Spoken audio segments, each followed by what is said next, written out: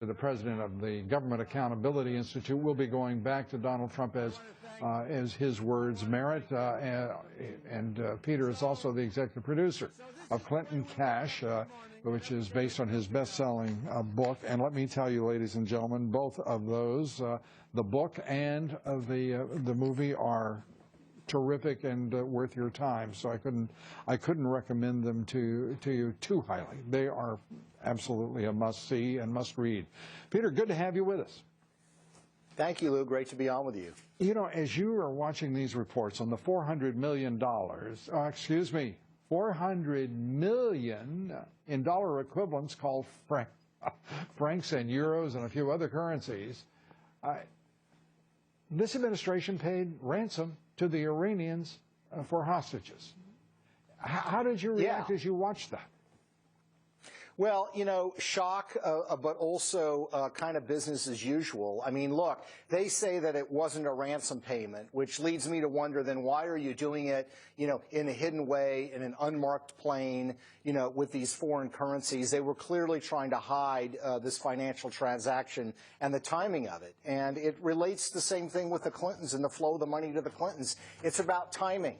You know, if you're giving $400 million on the same day that hostages are being released, you can call it whatever you want. Right. It is a ransom payment. Yeah, and it's almost the very same moment we're talking about here.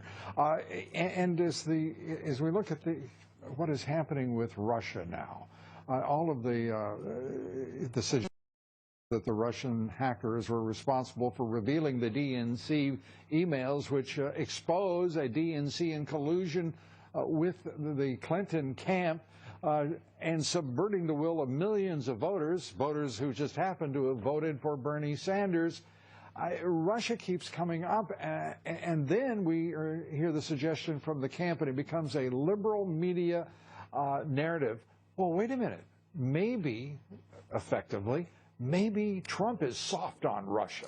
They see the relationship between Clinton between Clinton and Russia that you have exposed, and the Clinton Global Initiative. It's breathtaking to see the chutzpah of the left, but certainly not in any way impeded. Yeah, I mean, Lou, I think you're probably the same as I am. Look, anytime there's hacking that's taking place from a foreign power, it's serious and it needs to be looked into. But the idea that all the Russian ties and all the Russian favors are towards Trump is just simply not true. And all you have to do is look at Hillary Clinton's campaign chairman, John Podesta, who sat on the board of a company during the Russian reset on the executive board, and they received 1 billion rubles, $35 million, from a Russian government fund called Rusnano that is directed by Vladimir Putin.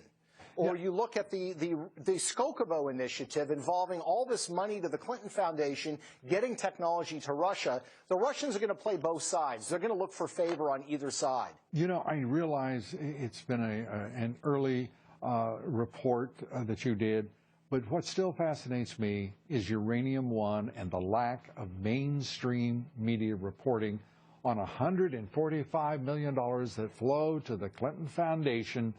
And 20% of U.S. uranium assets flow to the Russian control. I mean, that's got to still boggle your mind. It does. I mean, Lou, you remember the story came out.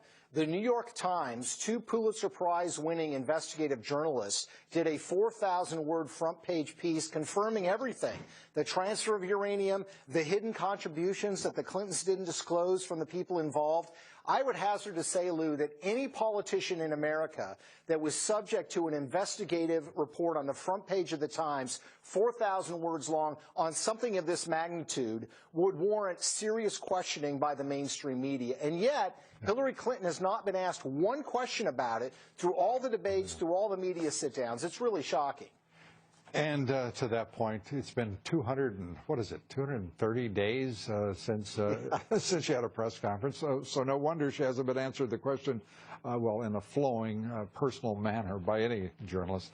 Peter, great to have you with us as always. Peter Schweizer, Clinton Cash. Thank you, Lou. You've got to see the movie. This is fascinating. It's on Breitbart. I think you can still get it free there, right, Peter? Yeah, that's right. All right. Up next, thank you, Peter. The